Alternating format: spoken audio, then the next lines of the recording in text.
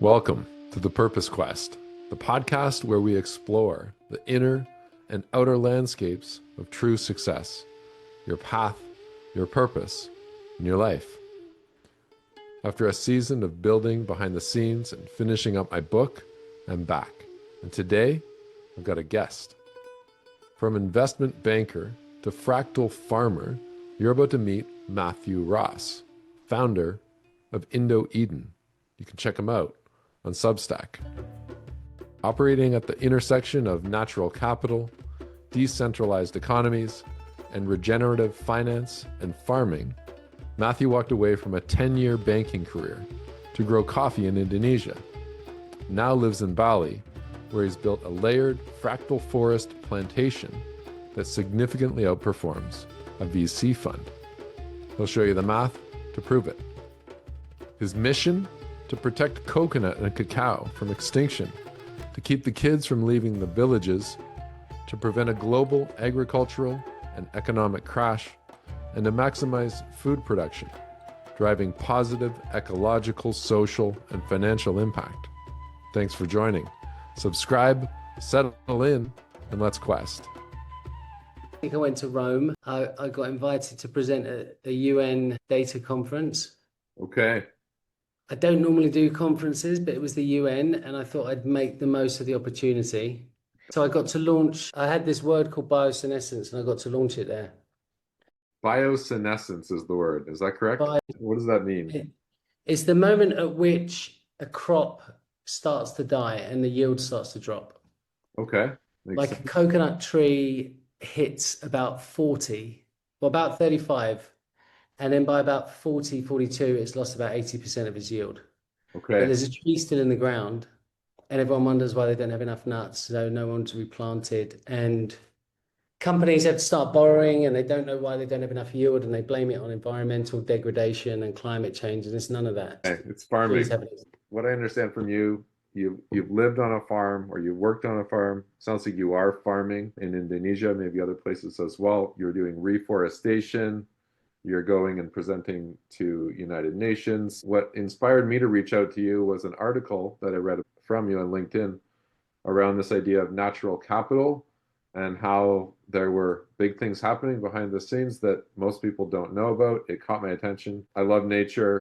I see that as human beings, we don't have a lot of awareness on the value and the interconnected ecology of how we operate as human beings and how we take care of this planet and how important that is. So it really piqued my interest. And yeah, I agree. Everyone talks about the problems being materiality, but it's ontological. It's like we split from nature, and that was our first problem. And we have a capital market that uses nature, but it's not on the balance sheet. So let me ask you then, when or how or why do you believe that we split from nature? I believe that I did a post on it, and it was during the Renaissance.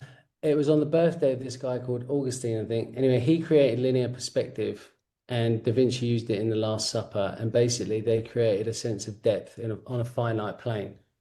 And that was 700 years ago, and the horizon and vanishing point was a long way off. But now we're like, literally, you can see the horizon and the vanishing point because we've decimated everything. We've never valued nature, so if you don't have a value, then you're not valued. And so if you're not valued, you're not protected. So we just used our resources nonstop. And so before that was the Khans, and they were very much in touch with nature. The Romans created straight lines. That's a human creation. Wherever you see those, there's problems. And it's like the path of most resistance. There's never a straight line in nature. And then, so we started to scale things, and we started to industrialize things, and we started to go out of the sync of the natural rhythm and take things for granted, thinking they would always be there, and now they're not. And so, for example, coconuts, there won't be any in 15 years. What do you mean? That's crazy. Really? Why do you say that? Well, they were all planted in the 60s. And they only last 70 years. And most of them they all pretty much all past the point of biosenescence. And a lot of them are actually just not fruiting. So they're not fruiting, they're not drawing as much water up, they're not capturing as much carbon, the soil's getting drier, and so there's more risk of fire, and it's a self-fulfilling prophecy. And they don't replant because there's no youth engagement. Coconuts has got 3% youth engagement. What does that So mean? when our last trees and our last farmers. So the average age of a coconut farmer is 57. Mm, And then the next generation is about 8. And the middle generation had the kids has left. They're like, I'm not going to be a farmer, you're joking. okay. In Indonesia, we have 40 million farmers and 13% are under 35. But in coconuts, we have like 3% engagement. Basically, it's not, you'll never see a 20-year-old up a tree. That makes sense. So we have 3.5 million hectares of coconuts and 35,000 villages. And they're all just emptying. I read an article by you comparing coconut trees to VC funds. They're better than VC funds. Better than VC funds. Yeah. So tell us a little bit more about that. What does that mean? So one coconut over 3 generations, 15 years, becomes 8 million coconuts. One coconut becomes a tree after 5 years and get 200 nuts. Plant the 200 nuts. At 10 years, you got 40,000 nuts. Plant the 40,000 nuts. At 15 years, you got 8 million nuts. It's 168% APR, CAGR. It's one input with minimal upkeep and 60 outputs. And it captures carbon, it creates food, it creates energy. It's multi-revenue, minimal input, looks after itself. And as soon as you put the seed in the ground in Asia, as soon as you put a coconut seed in the ground, so you get a coconut's about, let's say, $1. Yeah. You put the coconut in the pot and you put it in the soil, you put shade cloth over the top, a little bit of irrigation, and then 8 months later, it's about 3 foot tall. Then you can put it in the ground because things aren't going to eat it. So you have a nursery, let's say you have 1 million nuts, and you're growing 1 million nuts, so you probably spent $1 million on nuts. And then after 8 months, that's worth 40 million because they're worth $40 when they're seedlings. And then as soon as you put it in the ground, the bank will loan you $250. And they don't want any money back for 5 years. And then the debt liquidates itself in the first 2 years of the plant fruiting. It'll be even faster in 5 years because prices of coconuts are even more. So what we're going to do with the coconut is we're going to go in and cut down all the dead trees, and that's going to be the seed capital. So turn the dead trees into fuel pellets, sell those to South Korea. They pay $120 a ton. So does Drax in the UK for fuel pellets because they're zero carbon, and the market's going massive. Mm-hmm. So if we do 1,000 hectares, is 175,000 trees, turns out to 57,000 tons. And then, so we make 3.2 to 4.5 million from selling the pellets. The seedling garden might cost about 2 million. And the machinery to make the pellets is about 400 grand. So we set up in the middle and we just start taking all the trees in groups and we just churn them into pellets, send them to the port and they buy them. And then with that money, we invest into the seedling garden.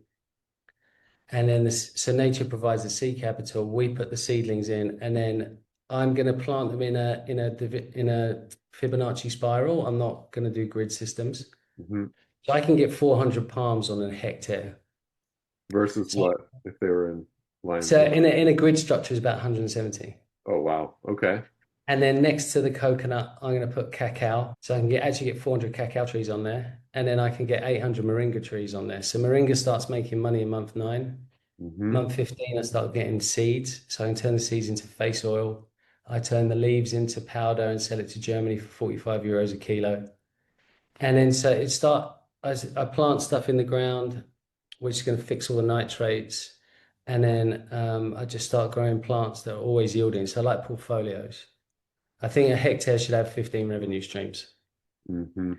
Mm-hmm. And most of them just have one, and it's a really bad one. Like So forest cacao, sort of thing. cacao's in big trouble. Cacao has got 70% of the globe's cacao is made in 2 countries, Ivory Coast and Ghana. Average age of the farmer there is about 57. The soil's castrated by the amount of shit they put in it. They pay the farmer $2 a day, so none of the kids are there. Same situation, but 70% of the world's chocolate is made in 2 countries. The price went from 3,000 to 12,000 in 3 months last year. Whoa. Now it's about 7,000. You can't code or prompt a tree. So you're at least 7 years away from more cacao if you could plant it and if there was anyone there to put it in. So I think cacao might go to about 50 to $100,000 a ton in 10 years. So Wow. when cacao goes to about $20,000 a ton in the Ivory Coast and Ghana, you Hmm. start to attract a different class of person. Hmm. And they will be in charge of selling it to Unilever and they will just warehouse it till the price goes up. So you get geopolitical risk. So in a Ramadan this year, we had the cost of coconut went up, it doubled because Indonesia just wholesales out 45% of all of its coconuts to China and they make all the money out of it. So literally the agricultural minister got a WhatsApp from his wife saying, I've just gone to the market and the coconuts are double the price. And so he called up everyone at the ports and said, no more coconuts, didn't tell the news or anything, just with global, like countrywide shutdown. The same will happen in India because when they get married, they pray to a coconut. So that you've got all these crops that are part of the culture of the country. Hmm. When the people of the country can't afford that crop, they'll just shut the borders. And so spikes in price. And all prices are going to go parabolic. Coffee's trading all-time highs, coconuts tripled, and it hasn't even started yet. Wow. We're looking at Bitcoin charts, and we're in 2017 right now. In about 6 years' time, when everyone catches on that it's all screwed, then they'll plant, and they'll be 6 years away. So cacao will go to 50,000, coconut will go to 20,000, and the price will just stay there, go really high, like Baltic Dry did in the early 2000s. And then so I'm doing it now. So in 6 years, when everyone grabs onto it, price goes up, and I should have the high prices for 6 years. In that time, I also have a model that everyone will go, we need to do it. Can we franchise your model? So I'm going to make a 1,000 hectare model, and there's globally potential for 27,000 franchises. And where are you at in the process of that? I'm in the process of talking about it and writing about it. I've previously built a coconut factory in tribal land in Palawan. I have been given 30,000 hectares by a governor of an island in Sulawesi to go and do whatever I want. So I'll start with 1,000 there, and then we'll scale it out to 30. There's no seed banks, there's no one replanting, and when everyone sees the money that we're making, then everyone's going to want to jump on board. And so I just sell them the franchise and be the guaranteed offtake. Why is And this then important to you? Why does this matter to you? What's your mission? my mission is to keep the kids in the villages because when I lived in the village, all the kids were leaving, and so we're not going to have any food. So Indonesia is called a developing nation. But like you're in America, do you know any Indonesian brands? Not necessarily. I've seen it on No, no clothing one, no and one that does. sort of thing. No one does. But there's no coffee in Seattle. Basically, Starbucks is an Indonesian company and a Brazilian company. And all of the money that's made in cacao, if you got the top 10 cacao producing countries and pulled all of the money they make from it, they would have made the top 10 of cocoa. Holland and UAE, they just make a fortune. They make all the money out of it. And none of the producer countries do. Hmm. So we're at an impasse, or we're about 5 6 years away from an impasse because the biosenescence is like water. It gets cold, then it's ice. Like nature is violent in her phase transition. She just boom, I'm done. Coconuts just drop 30% a year and they're gone. It's like in 3 years everything's dead, Yeah. and that's about 5 years away. So when you do this, are we still going to be without coconuts in 15 years, or is that going to change the game? No, there'll be coconuts, but should be the biggest supplier of them. Okay. Cool. And not just me. I only want to do one. Hmm. I won't own the land, the locals will, and they'll always be able to make money. My mission is to create a perpetual wealth engine in the villages so that people stay there. Because, like, Canada imports 85% of its food. So you've got people in Manhattan and Singapore and Hong Kong that have got Rolls Royces and Lamborghinis and $50 million houses. And you turn off the electric or stop the shipping lanes, they've all got to leave within a week because they can't feed themselves. So they're rich, but they're not wealthy. Hmm. So this is what the switch is going to be. We're going to move to a world that values wealth. And that's the bottom three parts of Maslow's hierarchy of needs. At the moment, we've got no idea about those. We value things like Bitcoin, which is, for me, the craziest thing ever. It's a store of value based on the people that own it. It's like And if you turn off the electric, it's not there. So it's like it's the most hocus pocus thing I've ever seen. It's like, okay, humanity's just completely lost the plot. That's not a store of value. There's only one store of value, that's the soil. So I created a natural wealth index, like 11 figures, 11 points. Brazil's the wealthiest. Then is Brazil, Russia, Indonesia, Congo, and who was the fourth one? China. Based on that, based on the fact I can make my own food. I've got my own water. I've got Yeah. my own sunshine. Okay. If you cut me off, I'm still okay. So you just returned from presentation to the United Nations. What did you Yeah. present and how was that received? I presented biosenescence. How was it received? It was received rather well, actually, considering I was with a bunch of data people. And it was like, I'm going to get up and talk to all of you data people who live on environmental data and tell you that you haven't put time or reality into your data and trees expire and ecosystems die off. Everything that's alive is dying.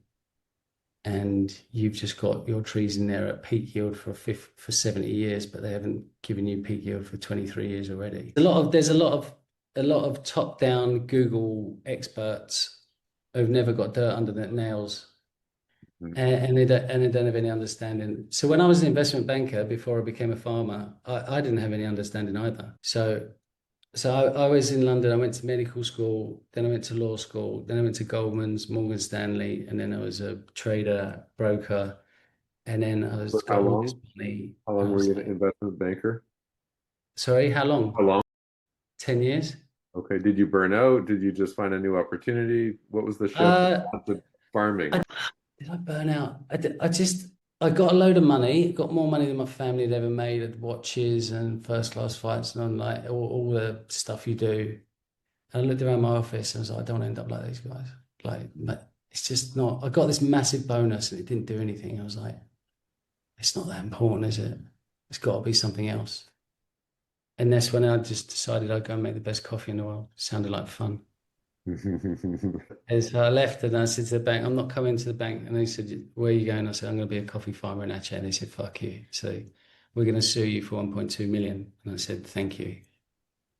Because if there's any doubt I was doing the wrong thing, there isn't now. Yeah, so when I did that and I sold my coffee at Harrods, it's 3,000 US, no, it's 1,500 US a pound. Took me 4 years to make it. But when I made it, I developed the Fractal system of farming. So I made a healthcare brand since then, a functional beverage company, built a coconut factory. I know lots of governors, ambassadors, government members, all the people you need to know. I know what a balance sheet has to look like, where you put the fat. I know that money is currency number 7. It's not that important. So you can't transpose a business plan into these places. Indonesia's got 790 languages, 3 time zones, 17,000 islands, and they're all independent. It's completely decentralized. It's not really a country, it's more of a like a fungal network. And so you could go 50 miles away and they can speak a completely different language. So a system that works in one village won't work in the next one. So you literally have to build from that village, within that village, with the people of that village. And it's the only way it will work. So I think we've got like 64 million hectares of farmland and 99.3% is owned by people with half to 2 hectares. Okay. Wow. There's no like Missouri big fields or anything. There's nothing. It's literally people's back gardens makes all the food. Hmm. And all the developing nations buy all of the developed nations buy developing nation food. So if there's a problem at source, it's a problem for everyone.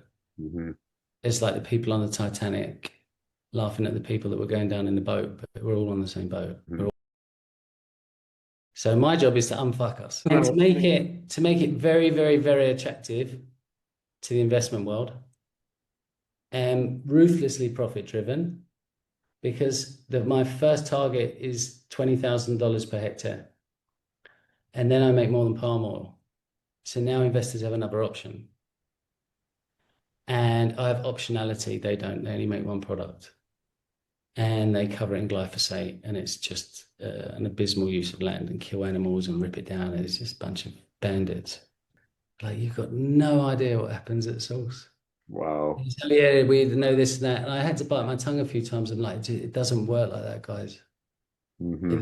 There's just And they're asking me, oh, do you know about this European forestry law? And do you know about this and that? No. Have you read this guy's work? No, sorry. I've just been in the trees learning from mother. And who is this guy? I've never heard of him. And I'm at the source. I've never heard of your forestry thing. Now, yeah, we're gonna the European Union's gonna ban anything that's been from a deforested area since 2020. I said that is never gonna go through. Mhm. If you see anything with a straight line, it's been deforested. So unless you're going to make your European citizens pay 5 times the price for their chocolate, because it's all from deforested land, Yeah. and you're not going to do that with Belgium or France, let's be No. honest. The No. chocolate croissant is not going to go over €5. Caveats. So I'm like, that's a really nice idea. It's a really nice idea, and it sounds great, and it should happen, but that's never going to go through because you'll be lobbied by companies that, like in 2012, the big companies said no more deforestation by 2020. Did a big press release like Mondelez, Mars, and all these guys. And then 2020, they just didn't answer the phone. Yeah. Literally didn't answer the phone. Zero press release, nothing. They Mhm. don't care. No one knows where the food comes from. Do you think the They don't know people, where food are in. what's your theory around people caring and what humanity is? Do you think that the people don't care? Do you think it's the corporate structure that makes it so that the people have lost hope or their care doesn't matter? What's your theory around that? Are we good? Are we parasites? Do we care? It's interesting you should say that. I actually had a chat with an AI the other day about this. Hmm.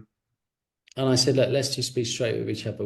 I've been using you for a couple of months now. You know the score with me. What do you feel about us? What is your honest take? Do we parasites that just need to go, or what do you think? Do you have belief in human spirit? And you're like, yeah, we totally have. I totally have belief in the human spirit. I think that the markets are going to completely recorrect. I think what we've been discussing on here is the only way that humanity can survive. And I said, but you see, the thing is, the real humans, you've never spoken to them. They don't have a phone, they don't have a computer. Like they're the coolest people in the world. They just live in the jungles and live in the trees and live in the villages. And you've never ever spoken to them. And it came back to me and said, I know I'm aware of these people and they sound amazing. Hmm. So I think that the capital markets think they're clever, really clever. They've never been disrupted. And when I wrote the report on Norge, I didn't realize that like it had been out 3 months. And then like I've had 290,000 hits on that piece. I got on aluminum with it. It's essential reading at a university in Paris. I've only been writing since March. Wow. And so I was like, right, well, I see things that other people don't see. And so let me have a look at this. I was like, whoa, this is awesome. So I'm just going to write like a banging headline, ESG is dead. That'll probably get a few people looking. Hmm. And then I said, and this fund proved it. And then, so I've written a few pieces like that. I'm at 897,000 views so far this Okay. year, since March. I want to get Congrats. to 1 million. Awesome. People are getting your Cool. message. Yeah, it's resonating, and I've got some really cool people on Substack. So I wrote the I saw Coconut that. I just Prophecy. subscribed to you on Substack. Looks like you got some great stuff. Yeah, I've written this Coconut Prophecy report, and I sent it out today, and it's all about what I just told you about. It's like this is the truth from the ground up. Here's the real global situation.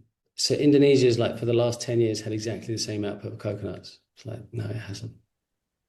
That's a lie. Or like 60% of the trees have died in the last 10 years. Mm. They've got nothing left. So you can't trust you can't trust what you're told, but you can trust what you see. And I've seen it all. And so I thought, right, if I start, I didn't really have a strategy. And then I like ping, it's like someone's paid me money. What's that for? And then I looked, oh, I can get paid on subscribers on Substack. I was like, wow, oh my God. Like literally there wasn't even a welcome email, nothing. I was like, I've got to write because I've got all this stuff. And I keep hearing the whisper and it's like, you weren't given this to hold on to, you've got to share it. And then like sometimes about 1 o'clock in the morning, I feel it coming up. And, oh God, so I get on the computer and I write it. And then I send it and then I try not read it for a couple of days. Because if my head gets involved and it starts like, that's not Totally. it. People think and all that crap, you know. Yeah. Just feel it arising catch it at the sacral, and then send it by the heart, and then it doesn't go above and get messed up. I have got like 72 drafts where it went past there, and I'm like, I can't send that. Mhm. It's emotional. Mhm. I wrote one Yeah, about the I've band been international. writing for about 14 years. I just finished writing my book last Friday, and it's going to Awesome. the editor right now. It's about that scenario you're talking about where you're chasing money, chasing more. It's this moving horizon. It's never enough. It's what we're taught success is, and it drives our life, and it isolates us and separates us from our purpose and what we Yep. really want. It's called Chasing the Mirage. So that's what that is about. And Nice. I would have deleted it, I think 7 years ago. It's been a 14-year journey. But 7 years ago, I was editing myself and I realized very quickly I was going to delete the whole thing. Yeah. So I got it off, got it to an editor, got it back, and it's in the final edit right now. Awesome. That's brilliant. I love that you're finding that same thing and noticing where the good stuff comes through and getting that voice out of your head, the ego, that whole separation, which is part of why we've separated ourselves from nature. We think we're separate from everything, even each I other. know. Well, it's we've been shown and taught to think we're separate. I don't think there's one baby that's born in this world that thinks it's separate from a tree or a flower. It's taught, and this system teaches us, and we go into school, and the first thing kids are taught in school globally is dinosaurs and solar system. I'm like, why is that? Well, it's because you're gonna believe what we tell you, and you're not gonna trust your eyes or seek proof. That's what I think it is. Otherwise, I don't know why you'd study or tell kids about things that aren't around Mm, in the solar system they're not going to see. So that's what I think it is, and I think that's we're just brought into the system to be worker bees. totally. We're Yeah. not supposed to have original thought. So if we backed up and we were having this conversation when we were like 9 years old, what are you into? Are you thinking about this kind of stuff? Like the you now translate to the you then? Pretty similar. So I lived in we didn't have much money, and so I used to go with my grandparents to Spain, a really shit holiday. And I always thought, oh, it's too cold in this country. I'm not meant to be here. And I always loved the jungle. I just wanted to live in the jungle. So I said to my mum, I want snakes. So I had to read all these books on snakes. And so I was always reading about Indonesia and Bali. And then I just always thought people lie and animals don't. So I spend loads of time in my room with my animals. Don't listen to shouting outside my bedroom. And I was just like would totally telepathically converse with my pythons, my chameleons, and all my frogs, tarantula, everything. Like it was a proper little jungle in there. I loved it. Wow. And the other day I was walking my wife and my daughter down to the bedroom downstairs, and there was a beautiful bird. There was a beautiful python there. And they're like, I was like, don't be silly, it's a baby, it's not gonna bite. It's like it's not venomous or anything. But we did have a crate the week before. So, yeah, I tuned out of people when I was a kid and just Yeah. tuned into trees and animals because they just didn't lie to me.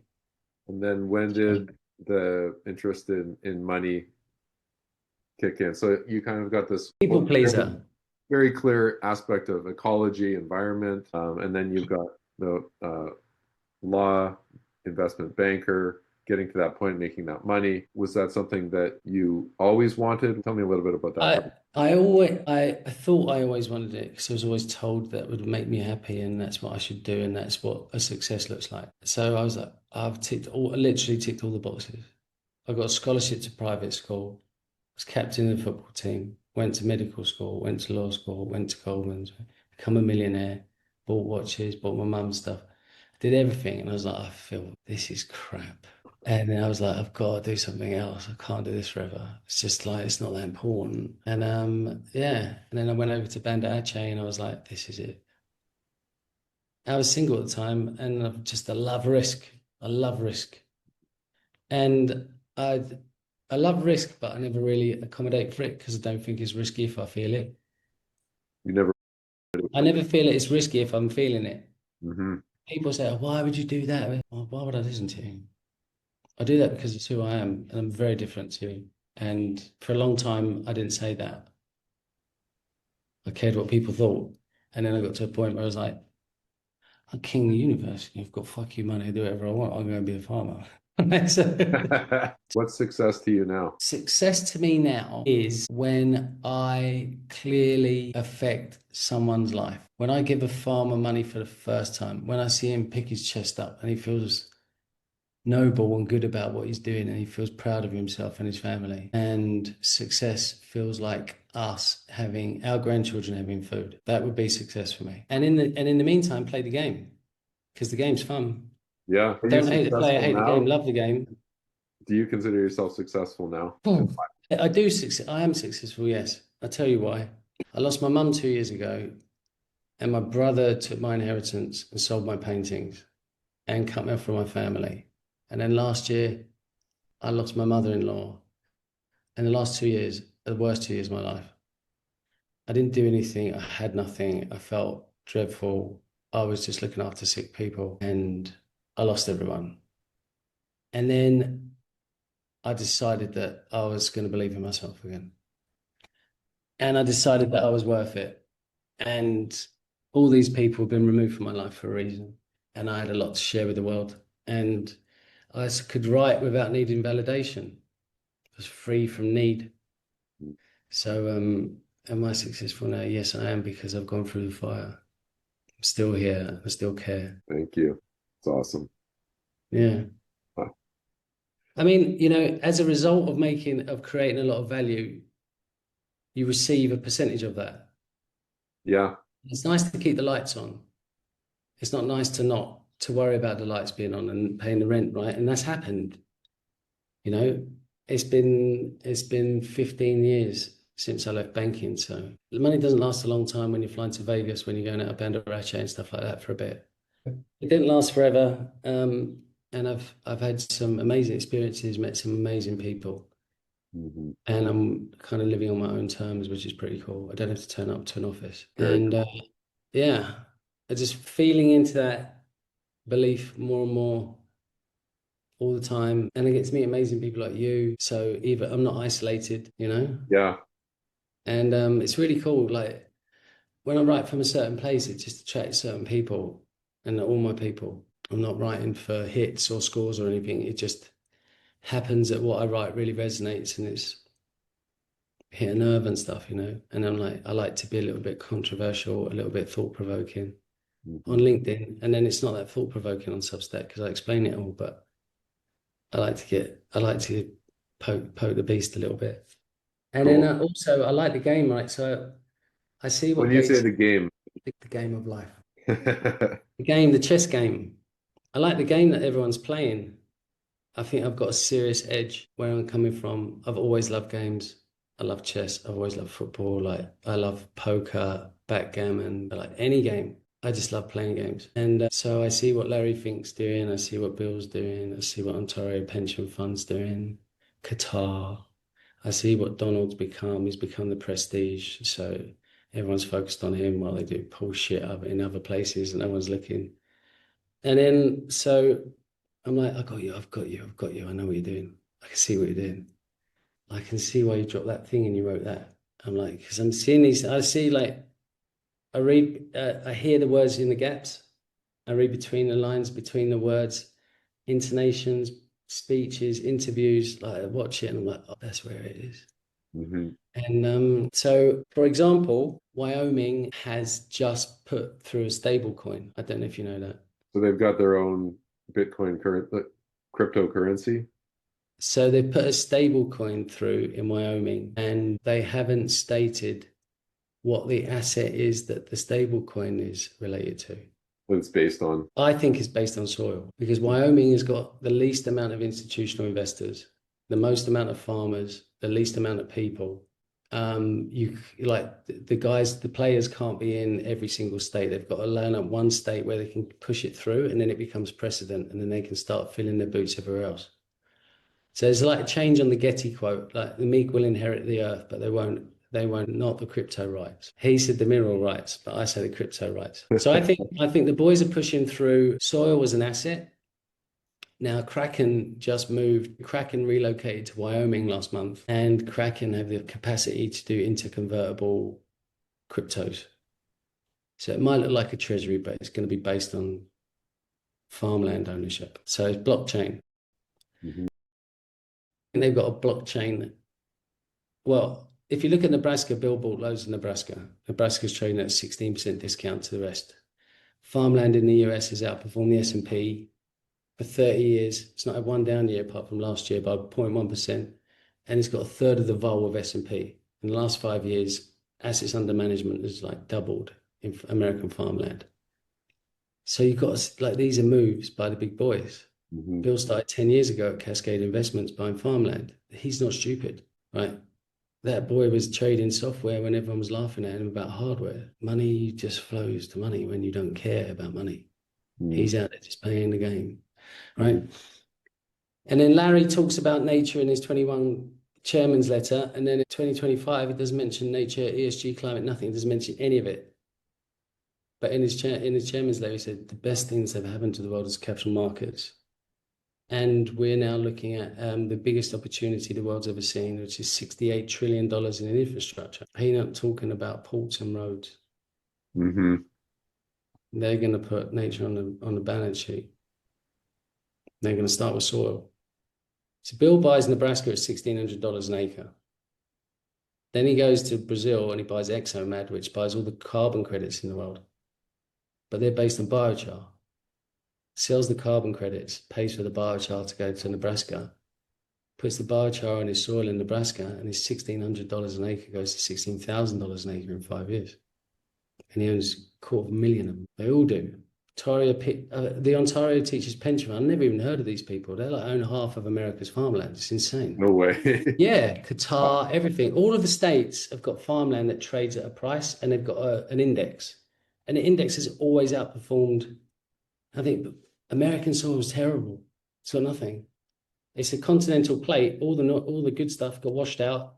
He slaughtered 60 million buffalo, 100 million buffalo. That was the end of the soil.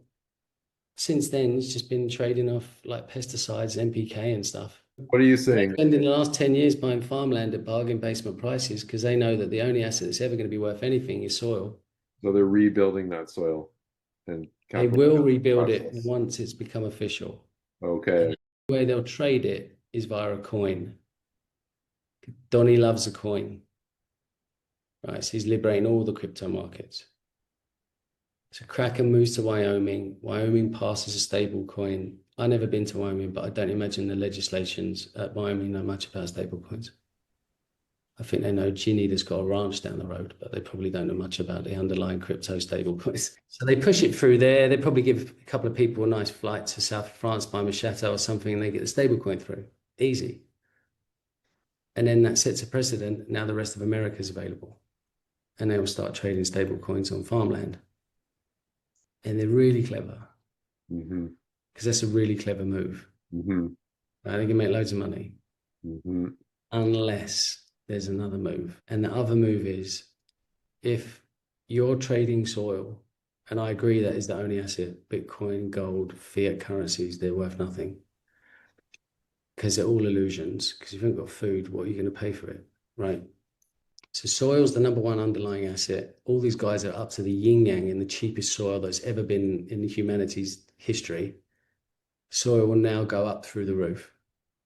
And they've all gone long and not told anyone about it. Kept it out of the balance sheets, kept it off the Wall Street Journal. And then, so if Nebraska's worth 1,600, guys, I've got to tell you something. I got 1 million acres in Bolivia. How much is that worth? 500 grand an acre already. So in that one moment when they think they've won the game, they actually lost it because they realized that as soon as nature goes on the ledger, they're the poorest people in the world. Because there's more fertile ground all around the rest of the planet. Is that what you're saying? If you're going to bet, well, how have you valued that at 1,600? Because of these things, right? Well, Sulawesi's worth 700 grand. And I'm going to own those stable coins. Like you can't just trade American soil. All soil is now currency. So Africa's the richest country in the world. Especially if it's not just based on real estate. It's not based on real estate. It's based on food production, is what I'm hearing, and the value of. Yeah, it has to be the capacity for the soil to generate food. So we go from valuing gold, basing everything on gold, to valuing nothing, having our wealth credit and based on nothing, Correct. valuing food. Yeah, it goes full cycle. We came out, we went to gold, then we went to oil, then we went to data, then we've gone to hocus pocus. Hmm. And like they just print more money. Where's that? 37 trillion debt. I don't even know how big that number is. So you're bankrupt. Yeah, we're bankrupt. Yeah. Is that all the bank? Yeah, all the banks are bankrupt. All about the country, all the countries are bankrupt. Yeah. Yeah. And anyone, because otherwise the system will fall over. So we've got to quickly change the system and go to somewhere where it's actually worth money. It's got to be the soil. We've got to go back to the beginning. Okay, well, let's fuck over all the farmers and let's ruin all the soil. That'll be super cheap. Own it, and then we'll bring the 60 million buffalo back. In 12 years' time, everyone's worth $1 million an acre, right? It's crazy. These are the moves I see, and Mm. I think the Oribus begins to eat itself when it puts nature on the balance sheet on the ledger, it declares itself bankrupt. Capitalism's bankrupt. GDP's gone. It's not worth anything. Mhm. There's a complete revaluation, a shift of wealth. And they don't own any of Indonesia. They don't own any of Bolivia. Cool, man. That's what I'm I love thinking how is, you're seeing through the lens of, the facade, the illusion, and seeing the bigger picture. the mirage. Mirage, yeah. Yeah, it is. It's just the mirage. Yeah, exactly. You get there, you realize, fuck, there's nothing here. Bollocks. Where are we going now? Yeah. And they're like, oh, here's a minibus. You can get in with us. Where's that? Oh, it's the next journey we take you on. Oh, brilliant. Yeah, great. Yeah, great. Maybe I'll follow my own path. That sounds pretty hard, but I'm gonna fucking do it. Anyway, Yeah, cool. that's where I'm at. So in terms of agriculture, the food, food, I wouldn't even call it an industry. What about nature in its wild form? Forests, rivers, watersheds, just its natural form. Do you see it being valued? What role do you see it playing?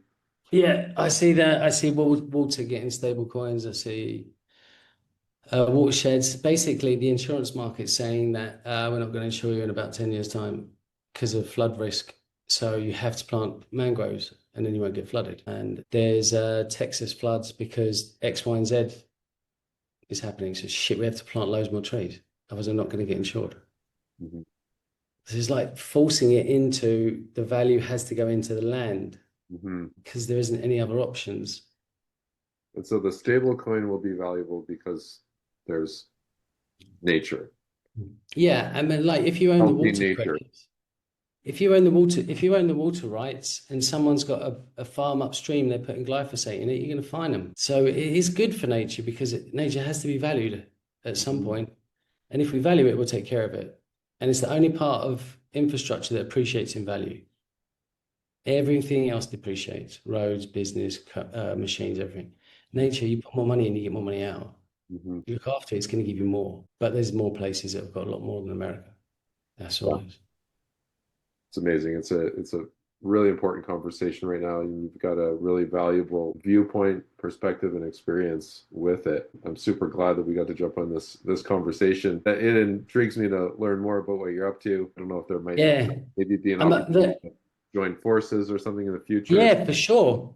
Come out I and mean, contribute. I can't do this on my own. I need a constellation of great people. Like Yeah, all people have got all different assets and all different capacities. Like, but just bring an army together that's just in it for the same reason.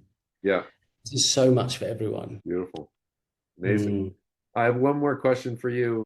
This whole conversation, me showing up, inviting you to this, my whole framework is through the lens of purpose. And on a side note, what caught me in my life was nature when nobody or nothing else could help me as a young adult and help me kind of sort out my own self. And it was essentially losing my mind in nature and having nature breathe me back to life.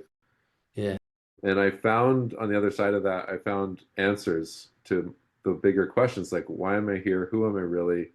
What am I here for? And because it was such an excruciating struggle trying to answer those bigger questions and find my purpose, and because I started getting answers and have continued to since, that's my mission, is helping people align in their purpose as fully as possible.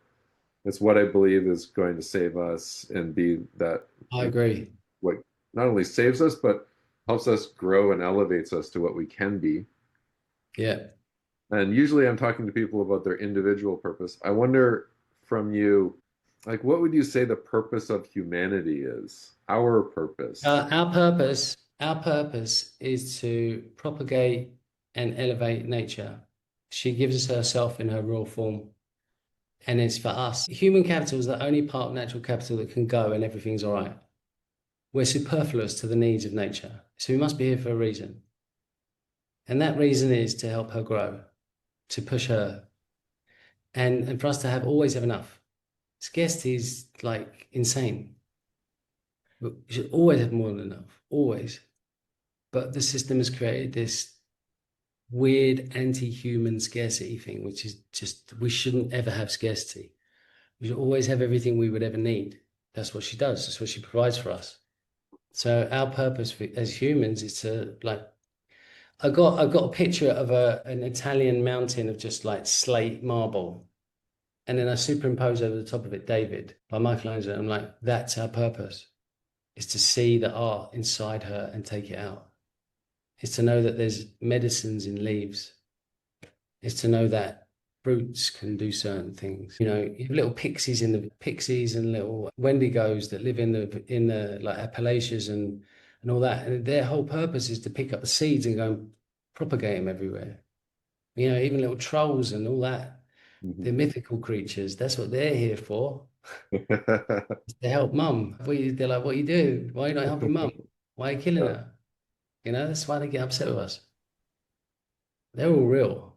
There's no fairy tales. They're all real. But I've seen loads of them.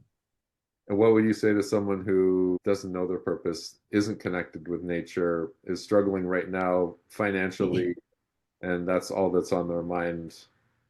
Yeah, lack. Yeah. Right. Yeah, just like, what would I say to them? I'd say to them, tell everyone that you know and loves you that you've got to go away for 6 months and borrow the money if you haven't got it. Find a beach and go and sit on it and live on $2 a day, swim every day, go and help people. Sit under a tree as much as you can and don't have a phone. Go off grid, and when you come back, you'll be healed. You would have returned to source. Stop wearing rubber shoes. Go and ground yourself every day. Sit on the ground, sit underneath a tree, breathe, feel it. There's this insane power that lives within you that you have decoupled from. Everything's outside you is not. There's nothing of any value outside of you. Buddha, alchemist in Paulo Coelho, Jesus, every hero's journey. You've got to extract yourself from the material world. Understand that all the power from within you is here, and there's a reason that you're here. It literally is a really serious reason you're here. Fucking find it. Stop listening to people. You know who your gang. They'll totally get it. If anyone's upset with you, it's because you're a mirror and they're projecting their hate of their own lives onto you. Cut their numbers out your phone. Find out who's in your gang and then fuck off for 6 months. Go Uh-oh. to somewhere you can Yeah. speak the language and jump in the deep end and learn a language. Completely dissociate yourself from all of the stimuli you know about life. Immerse yourself, and you will learn this trait, which is the most powerful trait in the world, which is gratitude. Go and find someone with one leg and hang out with them for a week, and you'll be a different person, you know? Reciprocity, the more you give, the more you get. In Aceh, where I lived, the wave came and it killed 300,000 people in 20 minutes. You've never been around more grateful people in your life, all the survivors. Every day's a bonus. It's amazing. Everything that you're saying are big parts of my journey that have allowed me to find my purpose, connect with myself, break down those barriers.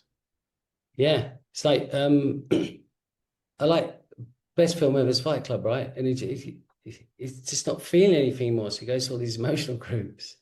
I'm just numb buying IKEA furniture. Numb. I care about the towels in a hotel. I'm numb. And that's when he's like burns himself and all that. It's just the best film ever. Every man should watch So Fight good. Club at least 100 times and fucking work it out. It's everything. It's all the answers. Best film ever. It's incredible. Yeah, it's like Raymond K. Hessel, Greatest Day, out the back of the convenience store, gun by his head. He said, if I come back in 3 months and you're not on your way to veterinary school, I'm going to kill you. And he runs off. He said, why did you do that? He said, You and I will never know what tomorrow morning's breakfast will taste like. Raymond K. Hessel will never believe how good that food tastes tomorrow morning. We will never know that. And tomorrow morning, his life will start. Fucking hell. He had a near life experience.